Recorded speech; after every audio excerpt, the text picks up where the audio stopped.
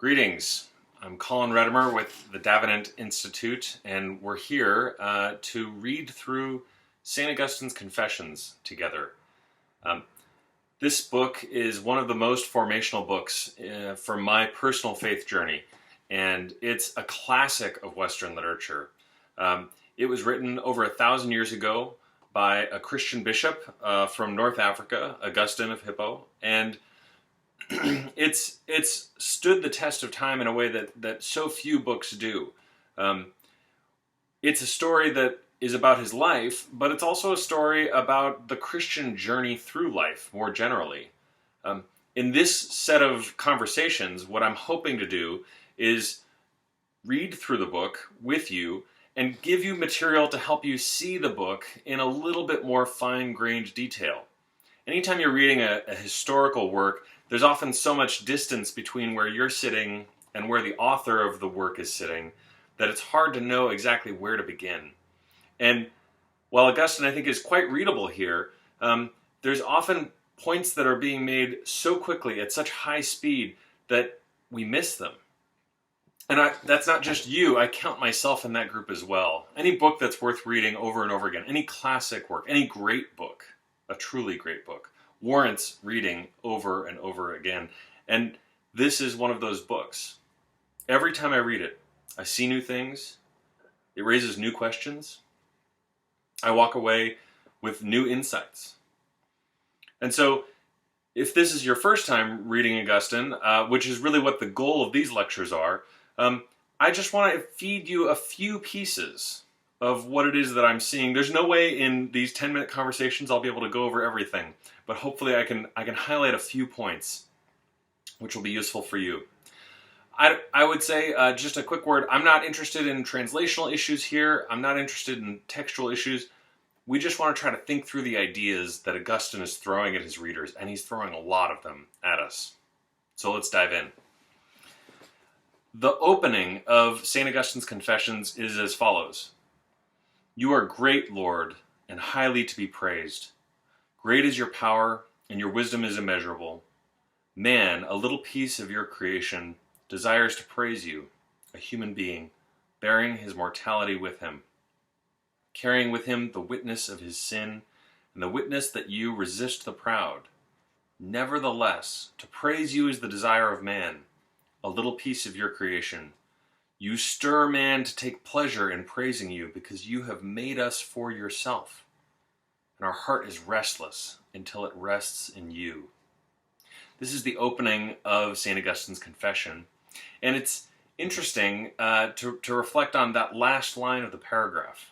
That you stir man to take pleasure in praising you because you have made us for yourself. And our heart is restless until it rests in you. So Augustine is preparing us to go on the journey of his life with him. And the first thing that he wants us to know is that there's something common between him and you, the reader, and every other human that's ever been made. And that commonality has to do with our created nature, that we're created in God's image, that we're created for some reason, that there's some purpose for our existence here on earth. And that purpose has something to do with God, with the Creator who made us.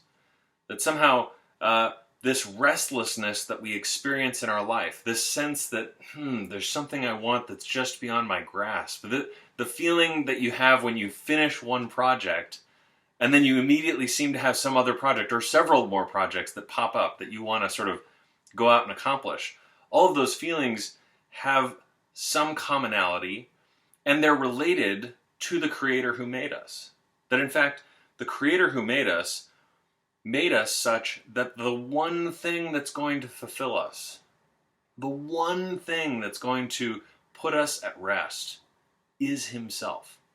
We were made so that nothing less than God Himself is going to fill that God-shaped hole in our hearts.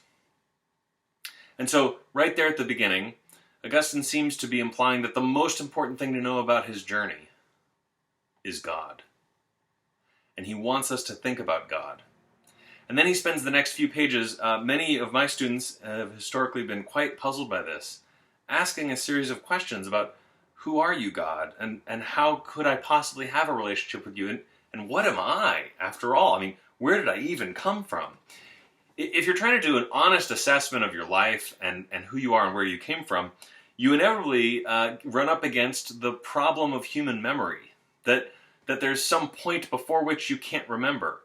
You know, if I think really far back, I can remember, an incident where I stepped on a bee, and my parents and my brother seemed really worried about me because I was stepping on a bee. And before that, I was probably 3 years old. There's nothing, and yet there were years that I was alive that are just sort of gone. And so he's reflecting on how small he is, how insignificant, and yet how he has this knowledge that he must have had some origin, and that origin is out of reach of his own memory. And then also, as a theologian, as somebody who thinks about who God is, and maybe you've had this experience as well, God seems so huge. He's so large. He's eternal. He's immortal. We have these large words for God. And how is it that I can have a relationship with that God? How does that work? It's not abundantly obvious, and Augustine is trying to prepare you by asking those series of questions. Who will enable me to find rest in you? I don't seem to be able to do that. I could even know that I can't rest until I rest in God, and yet I am not able to make myself rest in God. He doesn't finally get to the beginning of his own life, really, until we get a few pages in. And so right at the beginning of his life, he starts talking about how, you created me, you put me in my mother's womb, and I don't remember this, even still. But so I was welcomed into the world by the consolations of human milk. But it was not my mother or my nurses who made any decisions to fill their breasts, but you, who through them gave me infant food in accordance with your ordinance and the riches which are distributed deep in the natural order. And so we bring in this third thing. It's not just myself and God. It's not even just all us humans created and God, but there's this third thing, which is the natural order, which seems to somehow be in relationship with us and God. And he realizes that we have to, if we're going to be honest about our story, recognize the role that has played. That somehow we are these things which can reflect upon nature, but we also find ourselves inside of nature. And so the example he uses there is, your parents might decide that they want to have a kid, and so they had you. But there's lots of other things that are outside of their control. They're not deciding to fill their breasts with milk. You don't decide that the tomato should grow out of the ground. And yet, these things happen. And the sustenance of our lives depends upon these things happening in their regular cycles and seasons. And so this natural order and the human relationship to it is going to become a major theme for Augustine as he's thinking through his life and what it all means. He then continues on to think about, okay, as I was an infant, do I have anything to confess from my infancy? Is there anything I did wrong? And of course, that's quite tricky. If you think about my story about how I have really no memories before the age of about 3 or 4, well, was I at fault for anything before then? So Christian theologians have asked these questions for as long as Christianity has been around, and we're certainly not the first people to ask such questions. But his answer is quite interesting. And he says, look, I can't confess anything personally. I didn't willfully choose to sin as an infant. And yet I still seem to have been sinning. There still seems to have been something wrong. And the proof of that is in the way all infants seem to behave.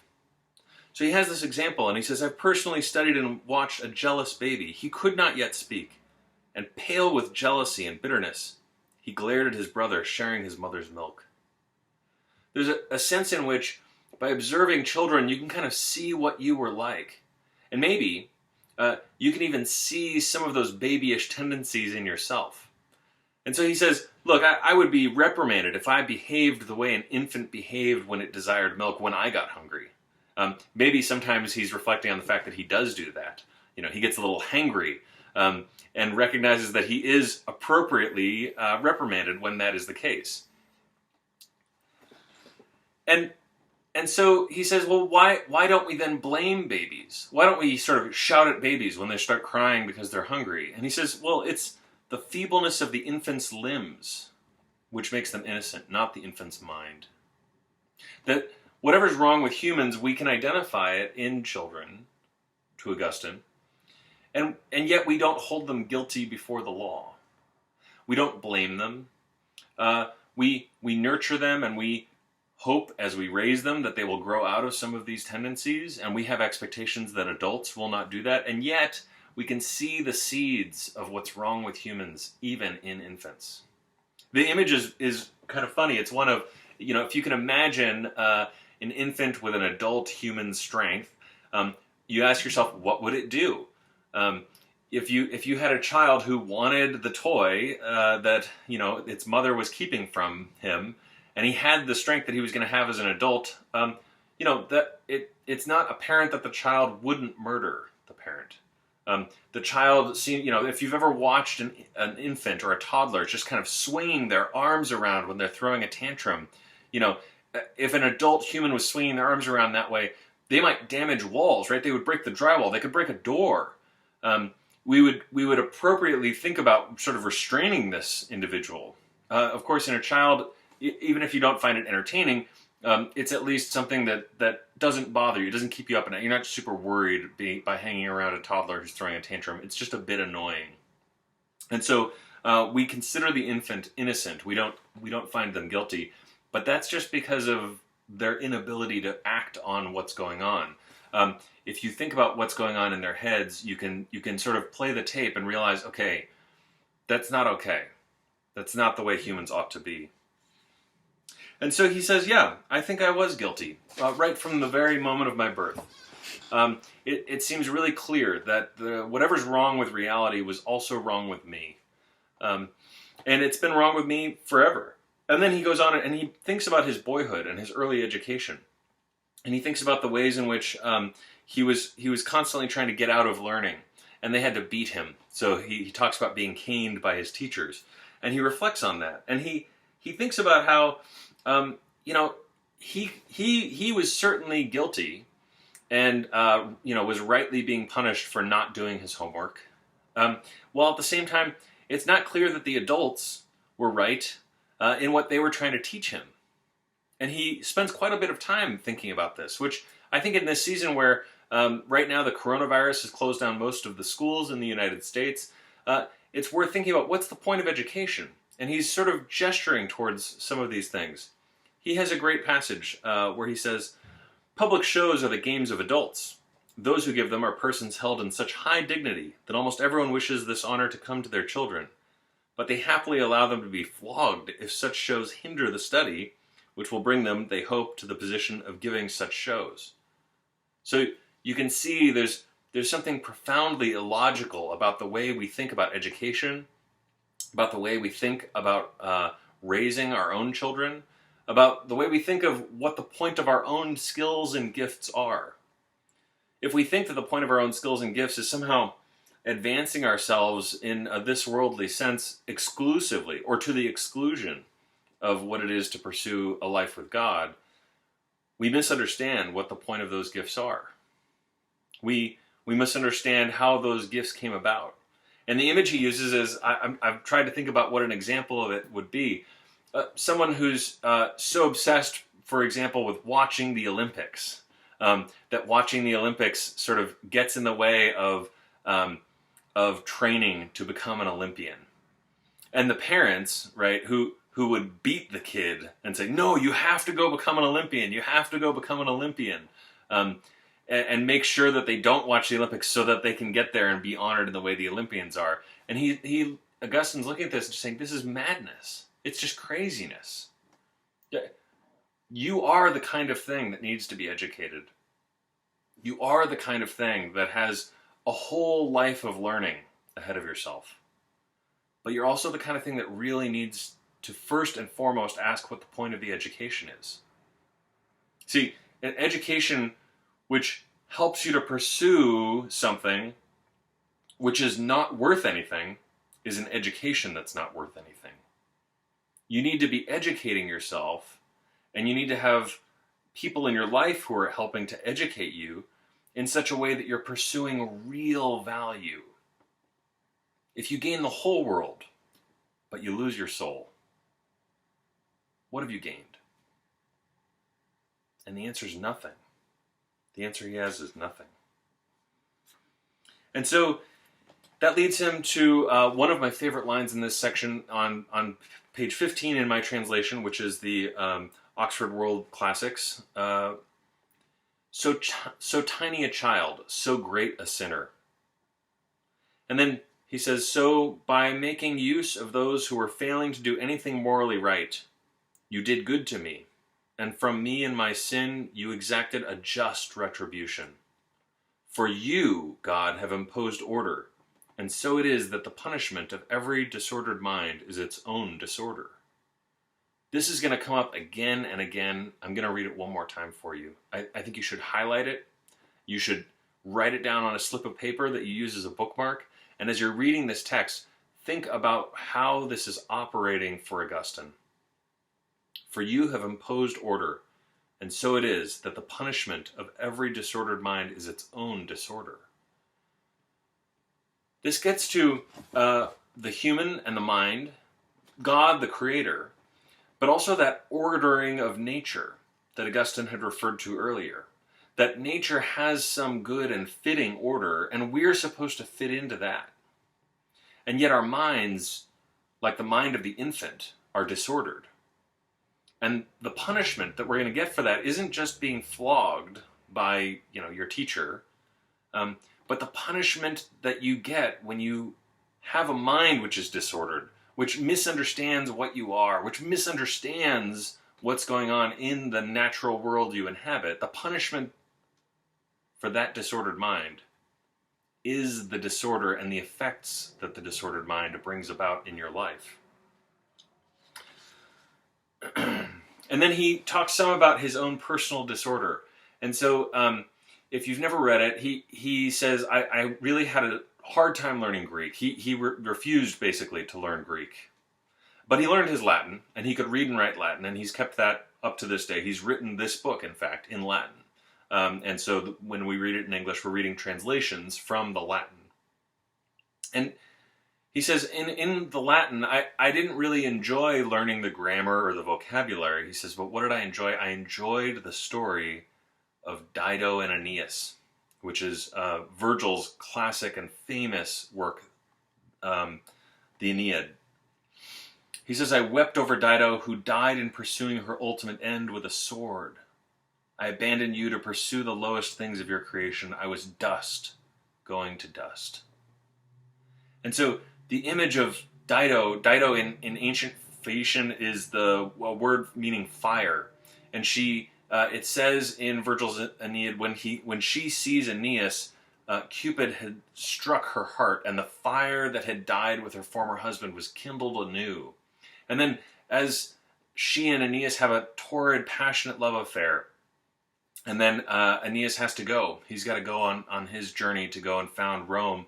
And Dido builds a funeral pyre and lights a fire on her marriage bed and runs herself through with a sword while the fires are eating her up. And Augustine is trying to say, that's what I was like in my youth. I was on fire, I was passionate, I was filled with joy and lust for life, but it was all completely disorganized, much like Dido. Dido was in love with Aeneas when she had no business being in love with Aeneas. She was ignoring her obligations to her peoples, and ultimately it led to her death, but she loved it. And Augustine, as a young child, loved reading it. He couldn't get enough of it. There was something about this tragic understanding of reality that really sucks him in. And he says, had I been forbidden to read this story, I would have been sad that I could not have read what made me sad. You can see the insanity, the punishment of the disordered mind, being its own disorder. Such madness is considered higher and more fruitful literary education than being taught to read and write. So, we don't clap when somebody learns how to read or write, but we clap when somebody says, oh, well, I read the Aeneid in Latin. We think, wow, that's impressive, rather than just, I learned how to read and write. The most basic aspects of education somehow are the most fundamental. They're these things that we really do need to get down. And then he continues sort of making digs at the educational establishment of his day, which I think is quite interesting. He says, it's true that the veils hang at the entrances of the schools of literature, but they do not signify the prestige of elite teaching so much as the covering up of error. And so to make that more contemporary, think about the sort of cap and gown of the professoriate, right, of the intellectuals of our day. There's a way in which these things, Augustine is saying, they can be coverings, they can be trappings, they can be sort of illusory. They give us the sense that, wow, there's something really impressive going on here. And oftentimes, they're just covering up sort of the rot underneath. That the really impressive education is the education that knows and understands who the person being educated is and where that education ought to be taking you and directing you. And so shortly after that, he says, I thought I was Dido in this tragic love story, but actually I was more like the prodigal son. I hadn't really understood what the point of all my gifts were, and I was just squandering them. And I was alone, and I was sad.